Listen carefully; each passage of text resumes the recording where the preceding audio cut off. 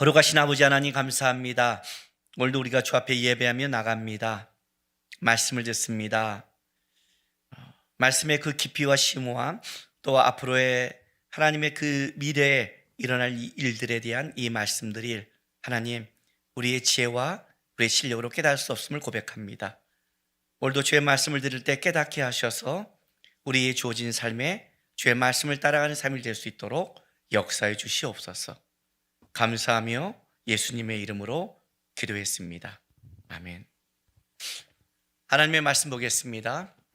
마태복음 24장 3절부터 14절까지 말씀입니다. 우리 한 절씩 교독하겠습니다.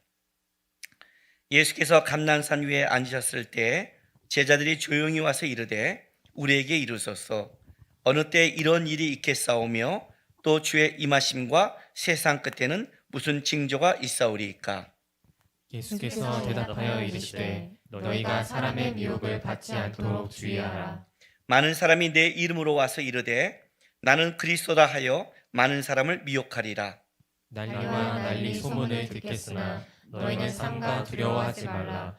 이런 일이 있어야 하되 아직 끝은 아니니라. 민족이 민족을 나라가 나라를 대적하여 일어나겠고 곳곳에 기근과 지진이 있으리니 이 모든 것은 재난의 시작이니라. 그때 사람들이 너희를 환난에 넘겨주겠으며 너희를 죽이리니 너희가 내 이름 때문에 모든 민족에게 미움을 받으리라. 그때 많은 사람이 실족하게 되어 서로 잡아주고 서로 미워하겠으며 거짓 선지자가 많이 일어나 많은 사람을 미혹하겠으며 불법이 성함으로 많은 사람의 사랑이 식어지리라. 그러나 끝까지 견디는 자는 구원을 얻으리라. 이 천국 복음이 모든 민족에게 증언되기 위하여 온 세상에 전파되리니 그제야 끝이 오리라. 아멘.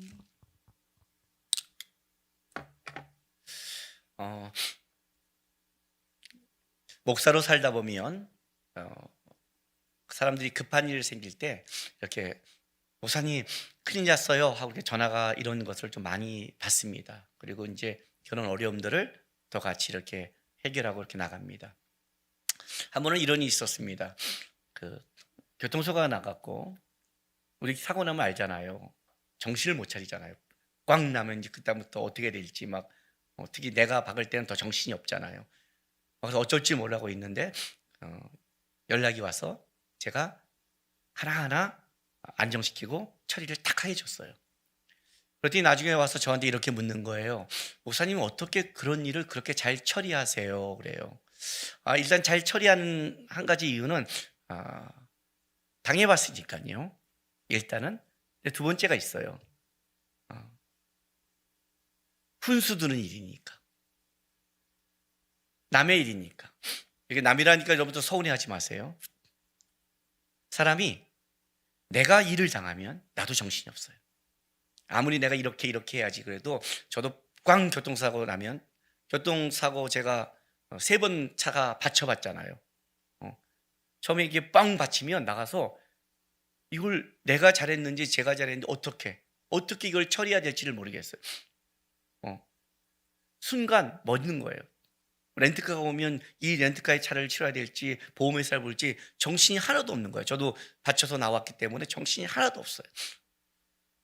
내가 당한 그때와 내가 당한 사람을 보면서 하는 것은 다르죠. 벌써 보는 것이 다른 거예요. 우리의 신앙의 실력을 여러분들이 어떻게 착각을 하냐면 다른 사람을 일어난 사건을 보고 우리는 훈수 두는 걸 자기 실력이라고 착각을 해요. 진짜 실력은 어디서 드러나냐면 자기가 그 일을 겪을 때 그때 실력이 드러나는 거예요. 그래서 저는 이런 얘기를 참 많이 들어요. 그때는 생각이 안 나요. 그래요. 그때는 그때 이렇게 말했어야 되는데 이렇게 처리했어야 되는데 지나고 나고 보니까 실수한다는 거예요.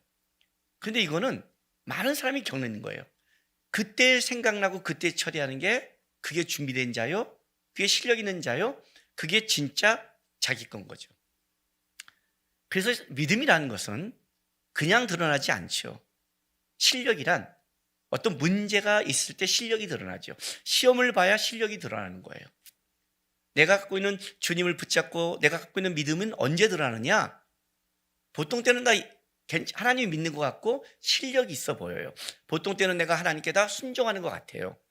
그런데 항상 어디서 들었냐? 문제가 갑자기 터졌을 때. 그죠? 내가 승복하기 싫은 것을 하나님이 건드렸을 때. 내가 이해하지 못하는 것을 순종하라고 할 때. 이럴 때 우리는 뭐가 나오냐면 실력이 드러나는 거예요. 실력이. 오늘 우리가 읽은 이 마태복음 24장의 얘기는 마지막 때에 다가가면서 오는 세상의 환난과 성도들이 받을 핍박에 대해서 얘기를 하고 있어요. 사실 두려운 말씀이죠. 두려운 말씀이에요.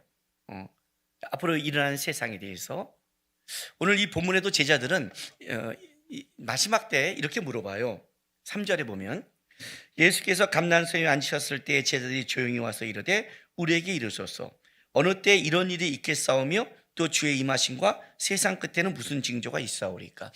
왜 제자들이 벼랑간 주의 임하심과 세상 끝에 이런 징조가 있겠습니까? 라고 묻는 그 이유는 앞에 있는 1절, 2절의 문제, 그것을 갖고 그들은 질문을 예수님께 한 거예요. 24장 1절, 2절에 예수께서 성전에서 나와서 가실 때 제자들이 성전 건물을 가리켜 보이려고 나오니 대답하여 이르되 너희가 이 모든 것을 보지 못하느냐? 내가 진실로 너희에게 이르노니 돌 하나도 돌 위에 남지 않고 다 무너뜨려지리라. 이 땅에 가장 끝까지 존재한다면, 그리고 이 땅에 하나님의 눈이 가장 머무는 곳이라면, 이 땅에 하나님이 가장 사랑하는 곳이라면 무조건 1순위는 성전이죠. 유대인에게 있어서. 우리에게 있어서는 교회죠. 성전이 무너진다는 것은 하나님의 이름을 둔 것이 무너진 것이고, 그것은 뭐예요? 세상의 끝 마지막이라고 유대인을 생각할 수 있는 거죠. 그것이 돌 하나도 남기지 않고 무너진다. 이거에 대해서 제자들은 뭐예요? 그러면 주의 임하심과 세상의 종말이라는 이 생각이 들 수밖에 없는 거예요. 근데 제자들은 이제 그 말을 보고 거기서 그냥 성전이 무너질 때가 주의 오실 때다 이렇게 그냥 간단히 받지 않고 뭘 물어보냐면 그러면 그때는 어떤 징조가 있겠습니까? 라고 물어요. 자, 여기 24장 3절 다시 읽게 보세요. 또 주의 임하심과 세상 끝에는 무슨 징조가 있사오리까? 왜 이걸 물었을까요? 남의 일이 아니니까. 그렇잖아요? 남의 일이 아니죠. 주님이 오시고 세상 끝날 때 그냥 끝난다가 아니라 성전이 돌 하나도 남기지 않고 무너진다는 그 상황이 온다는 것은 성전이 무너지면 세상은 어떻게 돼요? 여러분, 성전이 무너지는데 세상이 온전할 것 같아요? 세상이 온전하고 성전만 무너질 것 같아요? 이 땅에 가장 하나님의 눈과 마음을 둔 것을 하나님이 그 털을 없애버린다면, 그렇다면 세상은 말할 것도 없잖아요. 이 말은 무슨 말이냐면 이 땅 전체가 무너진다는 뜻이잖아요. 무너진다는. 근데 그 무너짐 속에 우리가 살아갔잖아요. 여러분, 우리가 이 본문을 갖고 왜 두려워하죠? 여러분이 왜 이 본문을 갖고 겁내하죠? 아마 오늘 주님께서 여러분의 꿈속에 나타나서 누구누구야, 너 죽을 때까지는 이런 일은 절대 없다. 너 죽은 다음에 그때 전쟁이 날 것이고, 그때 이 땅도 지진이 날 것이고, 백두산도 화산이 폭발할 거다. 그러면 일단은 여러분의 마음은 어떻게 되죠? 불쌍한 것들. 여러분보다 어린 사람만 보고 불쌍한 것들이라고 생각하지, 여러분은 죄는 안 됐지만 여러분의 인생 속에 두려움은 사라지죠. 하나님이 진짜 내가 살아있을 때는 우리가 이 살아가는 것들을 그대로 유지시켜 준다면. 그런데 이제 문제는 이거예요. 그게 내가 살아있을 때 올 수 있다는 게 두려운 거죠. 이 이야기가 그래서 더 두려운 거예요. 청년 중에 이렇게 말하는 사람이 있어요. 이 마지막 때 얘기를 듣더니 그냥 혼자 사는 게 낫겠어요. 아니면 결혼해도 애를 안 낳는 게 좋을 것 같아요. 왜냐면 애는 그 다음을 살아가니까 이 악한 세대 속에 걔 혼자 어떻게 살아갈까요? 우리 염려가 가는 거예요. 왜냐하면 이 재앙이 두려운 거니까. 문제는 여러분이 두려움 속에 떠는 것이 아니라 이 하나님이 왜 세상 끝에 그냥 놔뒀다가 간단하게 세상을 끝내지 않고 왜 이 땅 가운데 이런 징조들을 보내는 그 하나님의 이유에 대해서 알지 못하면 이 땅에 편하게 가서 주님 앞에 서는 게 복된 게 아니라 이 땅에 어려움이 있어도 오히려 그걸 통해 주님 앞에 바르게 쓸 수 있다는 게 복이 되는 거예요. 환란이 우리에게 주는 가장 큰 건 뭐예요? 그게 와야 우리의 실력이 드러나요. 그게 와야 우리가 단단해져요. 그게 와야 그리스도인이 그리스도인답게 되는 거예요. 그게 없으면 말로만 신앙생활하면 말로만 순종하면 전부 다 자기가 100% 옳다고 생각하고 착각하고 주님 앞에 설 수 있는 오히려 더 두려운 상황을 맞게 되는 거예요. 주님이 이 땅을 일단 흔들고 있어요. 자, 흔드는 첫 번째 이유, 이 땅은 무너질 곳이라는 거예요. 성전이 돌 하나도 남기지 않고 무너진다는 건 뭐예요? 이 땅은 무너질 곳이다. 세상은 안전한 곳이 없다. 이 세상 속에 하나님의 나라를 만들 수는 없다. 세상은 가는 과정에 불과하다는 거예요. 그래서 이 징조를 볼 때 너희는 지금 어떤 시대에 어떻게 살아가고 뭘 준비하고 어떻게 가야 될지를 믿는 자에게 깨닫게 하시려고 우리에게 말씀을 하는 거예요. 그런 마음으로 이제 이 오늘 환란이 일어날 이때를 우리가 말씀을 따라가야 되는 거예요. 자, 보세요. 24장에 4절부터 8절까지 제가 쭉 읽어드릴게요. 예수께서 대답해 이르시되 너희가 사람의 미혹을 받지 않도록 주의하라.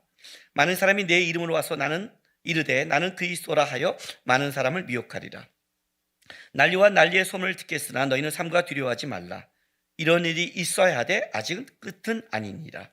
민족이 민족을 나라가 나라를 대적하여 일어나겠고 곳곳에 기근과 지진이 있으리니 이 모든 것은 재난의 시작이니라. 일단 4절 5절에 보면 이제 내가 그리스도라고 나타나는 사람들이 나타나요. 예수님 오실 마지막 끝에도 이제 요 다음 이 뒷본문을 보면 거짓 선자와 적그리스도, 거짓 그리스도에 대해서 그 미혹의 그 깊이를 다시 한번 또 얘기하기 나와요. 물론 이제 이 미혹이라는 것은 이런 뜻을 가지고 있는 거예요. 단순히 쉽게 말하면 이단, 적그리스도 이렇게 간단하게 보지 마시고 우리가 세상을 살아갈 때 넓게 보면 미혹당하는 게 굉장히 많죠. 사람의 기질과 상황에 따라 우리를 유혹하는 게 굉장히 많단 말이에요. 그런데 이 마지막 때의 미혹은 뭐냐면 그렇게 기질과 성향의 세상적인 타락을 유도하는 그런 유혹을 넘어서서 이건 뭐예요? 영적인, 근본적인 유혹과 미혹이 온다는 뜻이에요. 그래서 깨어있는 거예요.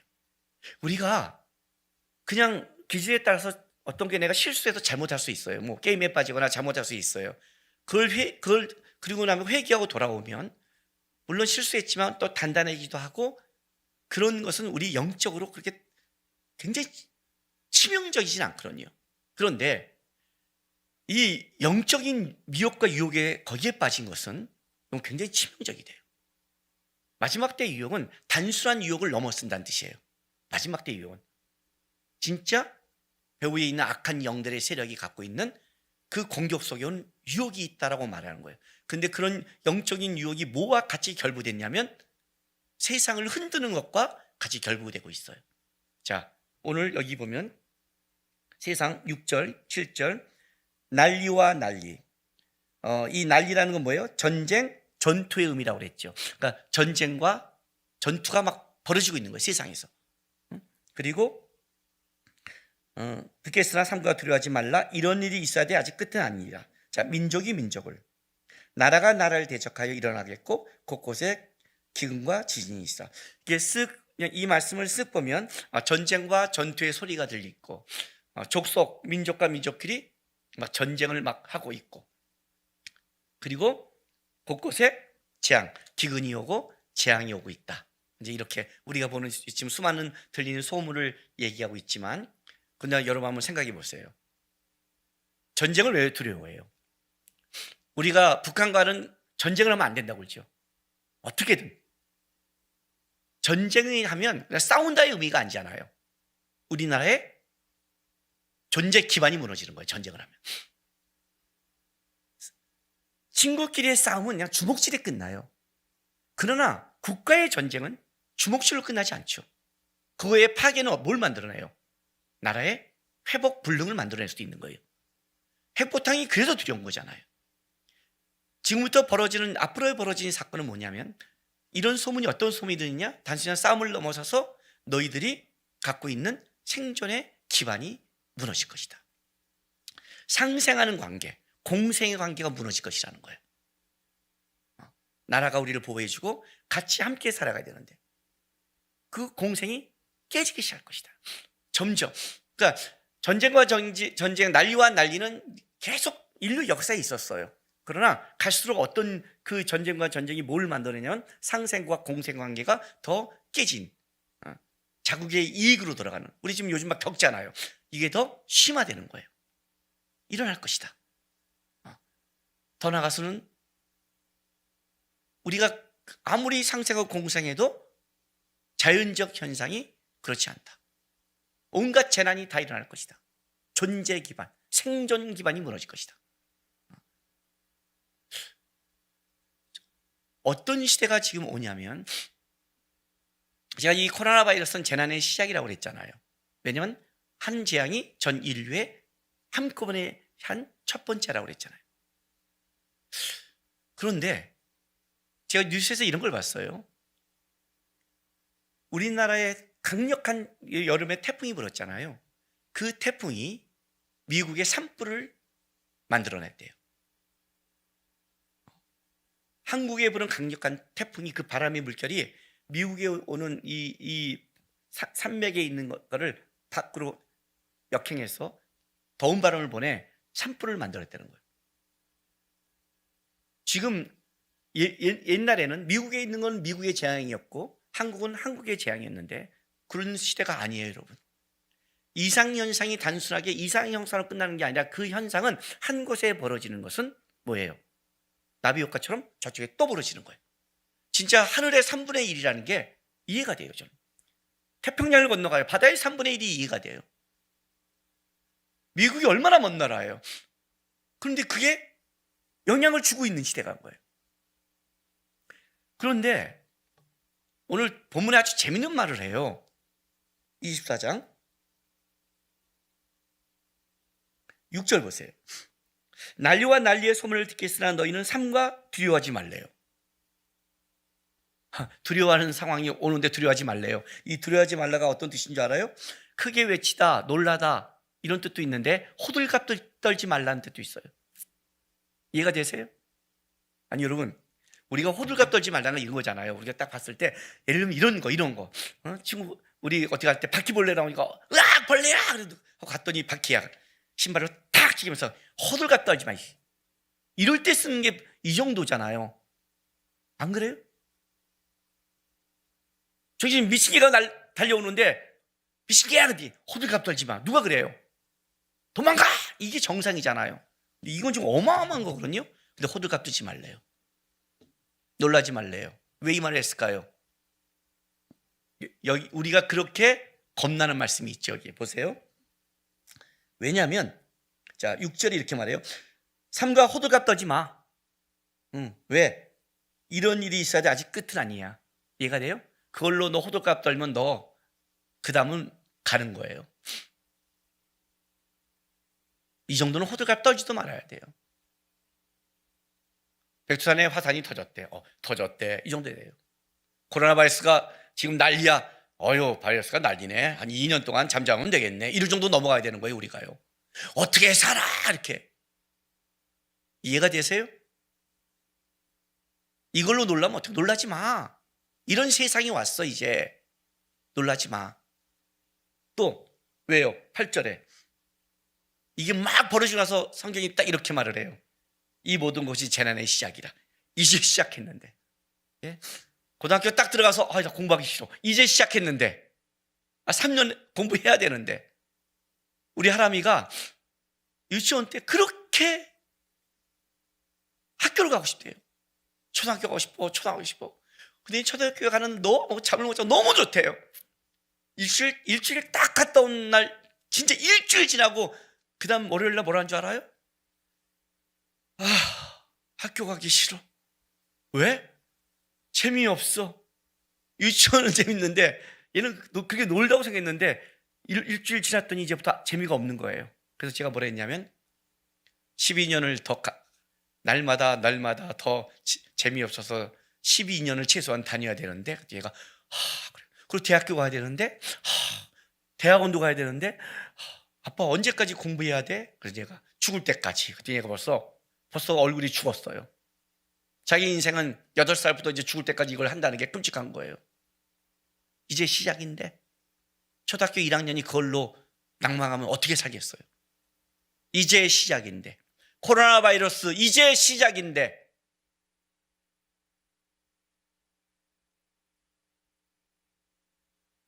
우리에게 맞은 시대인 거예요. 좀 더 지나면 이거보다 더 우리에게 힘든 상황이 더 벌어지는 거예요. 지금은 어쨌든 민족과 민족, 그리고 족속과 족속의 문제고 환경의 문제니까 크게 본다면 외부적인 싸움이에요. 사람과 사람의 문제라고 해도 외부적인 거예요. 그런데 이것이 심화되면 어떤 일이 벌어지냐면 이렇게 되는 거예요. 9절, 10절 보세요. 그때 사람들이 너희를 환난에 넘겨주겠으며 너희를 죽이리니 너희가 내 이름 때문에 모든 민족에게 미움을 받으리라. 자, 보세요. 환난, 분쇄하다, 진노라는 뜻인데 완전히 분쇄하도록 박살내는 건데, 너희를 환난에 넘겨주겠대요. 너희를 죽이려는데 이게 왜 무서워요? 죽음에 이르는 고통이에요. 그냥 왕따 시키는 정도가 아니라 왕따를 넘어서서 우리의 생명에 위협이 될 정도로 일이 벌어지는 사건이 벌어지는데, 그 이유가 딱 한 가지라는 거예요. 내 이름 때문에 모든 민족에게 미움을 받으리라. 예수를 믿는 이유만으로 너희는 살기가 어려울 것이다. 전 세계 사람들이 너희를 공격할 것이다. 무섭지 않아요? 세상에서 가장 힘든 게 이 부분이거든요. 오늘 요즘 우리 한국 날씨 장난 아니게 춥잖아요. 그죠? 특히 이번 주 너무너무 추웠잖아요. 저는 이번 주에 진짜 죽을 것까지 추웠어요. 왜냐하면 전 요즘 찬바람 쐬면 알러지가 나오는데 너무 추우니까 주차장에서 집으로 가는 그 2분 사이에 빨간 알러지가 다 올라오는 거예요. 그럼 안에만 있으니까 이 히터 때문에 이 목젖과 이런 게 비염이 막 안에 있으면 퍽퍽하고 푸석해지고 죽겠고, 나가면 춥고. 그런데 밖에 선교사님 우리 둘러서 친한 분과 얘기하다 보니까 한국 춥죠 막 하니까 어떤 선교사님이 저를 약 올리더라고요. 추위가 뭐예요? 그래서 제가 댓글 이렇게 놨습니다. 느끼게 해줄게. 나중에 우리가 모임을 가질 때 너만 죄의시킬 거야. 인생의 진짜 무서운 추위는 시베리아 강추위가 아니라 너 혼자 외롭게 놔두는 사람으로도 받는 추위가 가장 강추위야. 한번 홀로 당해봐라. 했더니 꼬리를 착 내렸어요. 여러분, 진짜 우리를 춥게 하는 거는 실제 바람보다는 사람 아닙니까? 근데 그 옆에 있는 사람들이 우리를 넘겨줘요. 예수 믿는 것 때문에. 근데 그러면 어떻게 돼요? 우리끼리 한번 해보자. 그래도 믿는 사람끼리 하는데 무서운 건 뭐냐면 10절 말씀이에요. 그때 많은 사람이 실족하게 하되 서로 잡아주고 서로 미워하겠으며. 자, 여러분, 여기 이 서로 잡아주고, 이것은 가룟 유다가 예수님을 넘길 때 쓴 동사예요. 가룟 유다가. 그래서 여기서는 많은 사람이 실족하게 되고 서로 잡아주는 것이 누구냐면 동료이자 같은 기독교인이에요. 가룟 유다가 예수를 넘기는 것처럼 내 옆에 있는 가장 친하다는 사람이 나를 넘겨준 거예요. 여러분, 어떻게 했어요, 마음이? 여러분, 이게 가장 상처가 크죠. 세상에서 가장 상처가 큰 게 뭐냐면 이 사람은 나와 함께 할 사람이고 나와 같은 믿음을 갖고 나와 함께 살아갈 사람이라는 사람이 배신할 때예요. 이게 가장 상처가 커요. 근데 그것이 벌어진다는 것이 실제로. 그때 밖에는 생존 기반이 무너지고 전쟁이 벌어진 이 상황 속에 믿음을 지켜야 되는데 믿는다는 이유로 넘겨지는데 그걸 넘기는 자가 내 믿음에 같이 나와 함께 믿음을 지키려고 생각하는 사람이 배신자로 있다면 생각해 보세요. 얼마나 외롭겠고 어디로 가야 될지를 모르잖아요. 그렇죠? 더 나가서는 11, 12절 보세요. 거짓 선자가 많이 일어나 많은 사람을 미혹하게 했으며 불법이 성함으로 많은 사람들의 사랑이 식어지라고 그래요. 일단 이 거짓 선자가 일어났는데 많은 사람을 미혹한대요. 근데 이 불법이 성한다는 말이 이게 목적어예요. 이게 무슨 말이냐면 여기 주어가 거짓 선지자라는 뜻이에요. 그러니까 거짓 선지자가 많은 사람을 미혹하는데 불법을 성하게 하는 거예요. 내 동료가 믿음의 같이 교인이 옆에 있는 집사님이 나를 넘겨주고 있는데 거짓 영적인 리더라는 자는 미혹시키고 불법을 행하고 있는 거예요. 그러면 어떤 일이 벌어져요, 여러분? 불법이 성하면 그러니 사랑이 식어지는 거예요. 그 사랑의 첫 번째는 하나님을 향한 사랑이 식어져요. 교회 안 나가? 없어. 우리 그렇게 되죠. 두 번째는 성도의 사랑과 섬김이 식어지는 거예요. 마지막 때가 가면 하나님을 향한 사랑과 열정이 식어져요. 그리고 성도에 향한 사랑과 섬김이 식어져요. 그러니까 뺏어가는 게 너무 많아요. 뺏어가는 게. 그 디모데후서 3장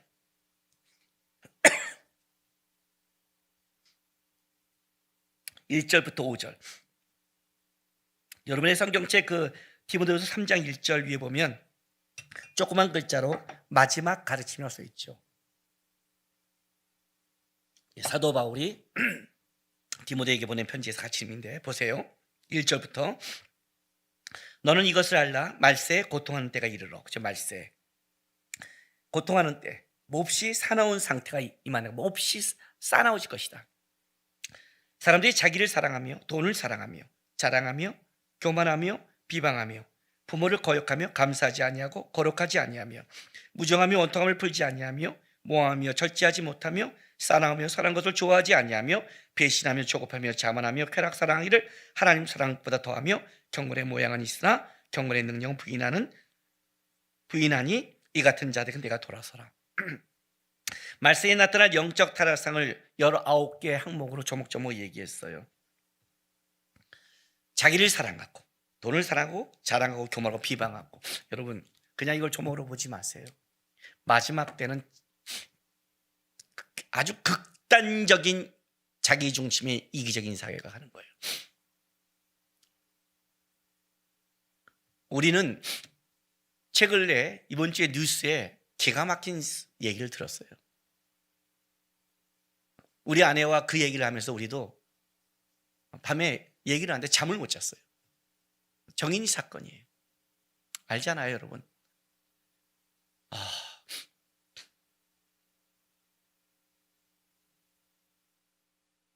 죄악의 무서움을 아시겠어요?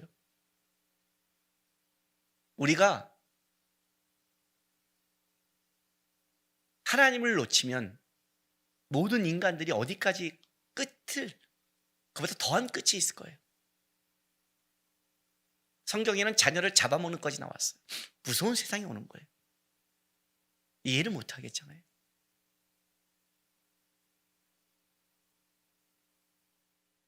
여러분 저는 강아지나 고양이를 키우지 않고 차라리 그 시간에 선교하겠다고 마음먹었어요. 우리 성도는 알 거예요. 그렇다고 제가 강아지를 싫어하지는 않아요. 3번 키워봤으니까. 근데 봤잖아, 어떤 놈이 강아지 끌고 가다가 돌리는 거. 말이 돼요? 이제 이해를 못 하겠잖아요. 그죠? 이해를 못 하겠잖아요. 어떻게 설명을 불가잖아요. 재미로. 그러니까 이게 이해되면 기가 막힌데 이 기가 막힌 게 우리의 현실이죠. 그래서 이번에 국회에서 법이 통과됐죠. 근데 거기 뭐가 통과된 줄 아세요? 부모가 자녀를 체벌하지 못하는 법이 통과됐어요. 사실 이건 기가 막힌 상황이에요. 여러분, 이거는 선진국이 아닌 거예요. 이해가 됐어요? 선진국은 사회 질서가 잘 됐다고 하지만 다른 말로 할게요. 부모를 못 믿는 시대잖아요. 시대가 어디까지 왔냐면 부모를 못 믿어요. 부모가 자기 자녀를 체벌할 수 있는 거죠, 사랑으로. 근데 왜? 너무 이상한 부모가 많으니까. 말도 안 되는 법이 통과될 수밖에 없는 거예요. 이제 나중에 이렇게 될 거예요. 이제 어떤 시대가 오냐면 이렇게 와요. 자녀가 부모를 고소하는 시대가 올 거예요. 저 때렸어요. 자녀를 키울 실력도 없고 키우지도 못하고 자녀도 부모의 권위를 인정하지 않고 아마 그렇게 할 거예요. 국가가 나서서 가정에서 그 자녀를 사랑하며 인격을 만들 가정이 아니라고 국가가 선포하는 거고, 그런 가정이 진짜 있는 거고, 그게 우리 시대라는 거죠. 갈수록 그것이 심화되는 거예요. 정인이 사건 때문에 체벌하지 못하도록 하는 게 맞다고 하면서도 그 다음에 벌어질 상황이 보이는 거예요. 저는요. 이제는 더 잘못하면 기가 막힌 아이들이, 훈계받지 않는 아이들이 태어나면 더 극단적인 이기적인 아이들도 나타날 수 있겠구나. 제 기독교인이 깨어서 주의 교훈과 훈계로 기도하면서 아이를 키우지 않는다면 이 땅에 괴물화되는 거예요. 점점. 그게 이 시대라는 거예요. 앞으로 점점 이 시대가 가고 있다. 우리는 지금 보고 있잖아요. 코로나 바이러스부터 재난부터 상황을 보고 있잖아요. 우리 옆에 보이잖아요. 지금 상황이. 나는 아니야. 걔는 왜 그랬을까? 이렇게 끝날 문제가 아니라는 거죠. 그게 점점 극단적 이기적이가 이 앞으로 시대 속에 오고 있다고 성경은 얘기해요. 놀라지 말래요. 호들갑 떨지 말래요. 성경을 보고 기도했다면 어떤 시대가 가는지 너희는 알고 준비하라고 그러잖아요. 근데 성경에서 놀라지 말라 이렇게 말하는 것은 앞으로 그런 게 시작도 안 했는데 뭘 그래, 이걸 넘어서서 더 놀라지 말라는, 두려워하지 말라는 것은 깊은 이유가 있어요. 13절 14절이에요. 그러나 끝까지 견디는 자는 구원을 얻으리라. 이 천국 복음이 모든 민족에게 증언되기 위하여 온 세상에 전파되니 그제야 끝이 오리라. 끝은 언제 와요? 천국 복음이 온 세상에 전파되는 것. 무슨 말이냐면 시대는 끔찍하게 악하게 가는데 복음의 능력은 시들지 않는다는 거예요. 하나님의 일하심은 멈추지 않는다는 거예요. 그것도 세상의 끝까지 가는 것도 하나님의 일하심 속에 있다는 거예요. 절대 세상이 무너진다고 하나님의 나라가 무너지지 않는다. 끝까지 복음해한다. 하나님의 뜻이 이루어질 때까지 세상은 망하지 않을 거다. 하나님의 나라는 가고 있다. 그러니 어떡하라? 여기 이런 말을 해요. 끝까지 견디는 자는 구원을 얻으리라. 이렇게 하니까 이제 견뎌야 되잖아요. 뭐 어떻게 견뎌요? 견뎌 그러니까 이제 우리는 또 불교시로 가는 거예요. 어디 가서 이제 끔찍하게. 이 견딘다는 단어가 재밌어요. 이 견디는 자가 문자적으로 하면 이렇게 돼요. 뭐뭐 아래 계속해서 남아있다. 이해가 돼요? 뭐뭐 아래 계속해서 남아있다. 우리의 뭐뭐는 뭘까요? 예수님 안에 계속해서 남아있는 자는 구원을 받을 것이다. 멸망당하지 않을 것이다. 하나님의 나라는 시들지 않고 끝까지 그때도 일하고 있고 역사하며 가고 있으니까 어떡하라?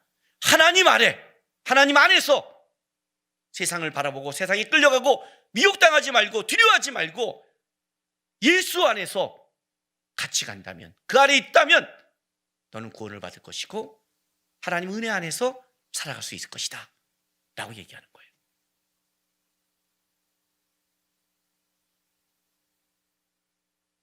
환란이 뭘 만들어낸 줄 아세요? 오늘 본문에 9절에 그때 사람들이 8절에 이 모든 것이 재난의 시작이라고 그래요. 이 재난이란 뜻, 참을 수 없는 고통, 무서운 재난, 이 뜻은 성경에 어떤 표현으로 쓰냐면 산고라는 표현도 써요. 산고. 무슨 말이냐면 엄마가 그 아기를 낳는 고통이란 뜻이에요. 마지막 시대는 그냥 환란이 있는 게 아니라 마지막 시대의 환란과 이 산고를 통해 뭘 하냐면 새 생명을 하나님이 만들겠다는 뜻이에요. 환란이 올 때 두려워하지 마세요. 있잖아요. 모든 여자들이 결혼해서 첫 애 낳을 때 굉장히 두려워해요.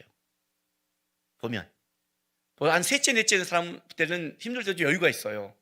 보면 얼굴을 보면 너무 낫죠 이러는데 첫째는 다 경험하지 않았잖아요. 두려움이 있는 거예요. 이 재난이 그냥 재난으로 끝난 게 아니에요. 그리스도인에게는 새 생명이 잉태하는, 예수 안에 있는 자에게는 새로운, 더 정화되고 정금같이 되는 하나님의 나라 속에 역사하고 있다고 얘기하고 있는 거예요. 그러니 두려워하지 말라는 거예요. 세상이 흔들릴 때 두려워하지 마라. 이 말씀을 세상이 흔들릴 때 꼭 기억해야 될 말씀을 제가 드릴게요. 이 말씀을 여러분이 간직하면서 암송하면서 살아가시기 바라요. 요한복음 16장 33절 말씀입니다. 이것을 너희에게 이르는 것은 너희로 내 안에 평안을 누리게 하려 함이니라. 세상에서는 너희가 환난을 당하나 담대하라. 내가 세상을 이겼노라. 마지막 세상이 흔들릴 때 세상을 보고 살아가는 사람은 무너질 거예요. 근데 아셔야 돼요. 하나님의 나라는 계속해서 일하고 있고 그 안에 있는 자에게는 산고의 고통처럼 정금같이 되는 세상을 이긴 예수께서 우리를 끌어가시는 은혜가 있다고 말해요. 그래서 여러분 아셔야 돼요.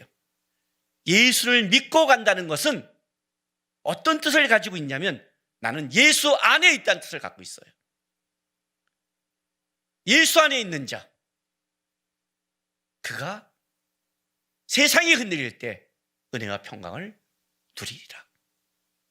이 말씀 받으면서 아직 코로나 바이러스가 끝나지 않는 시대지만 예수 안에서 여러분이 이 기간이 정금같이 만들어지는 은혜를 받는 시간이 되길 주님의 이름으로 축복하며 부탁드립니다. 우리 시간 다 같이 기도하겠습니다.